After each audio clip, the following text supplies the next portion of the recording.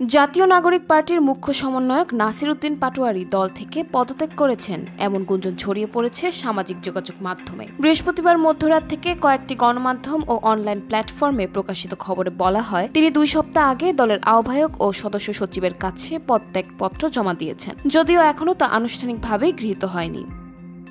তবে এনসিপির যুগ্ম সদস্য সচিব সালেহ উদ্দিন সিফাত বিষয়টি সম্পূর্ণ গুজব বলে দাবি করেছেন। নিজের ফেসবুক পেজে তিনি লিখেছেন, নাসির উদ্দিন পাটোয়ারি আমাদের সঙ্গেই আছেন। সম্প্রতি তিনি নির্বাচন কমিশনে পার্টি নিবন্ধন সংক্রান্ত দায়িত্ব পালন করেছেন। পদত্যাগ বা দল থেকে অব্যাহতির খবর সঠিক নয়। একইভাবে এনসিপির সিনিয়র যুগ্ম মুখ্য সমন্বয়ক আব্দুল হান্নান মাসুদও সামাজিক যোগাযোগ মাধ্যমে পোস্ট দিয়ে জানিয়েছেন, নাসির উদ্দিন পাটোয়ারির পদত্যাগের খবর সম্পূর্ণ ভিত্তিহীন ও উদ্দেশ্যপ্রণোদিত।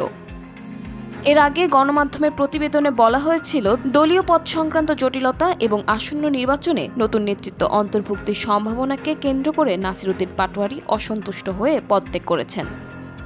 তবে দলীয় সূত্র জানায়, বর্তমানে এনসিপির অভ্যন্তরে কোনো ধরনের বিভক্তি বা নেতৃত্ব সংকট নেই। আসন্ন জাতীয় নির্বাচনকে সামনে রেখে দলটি সাংগঠনিক প্রস্তুতি জোরদার করছে।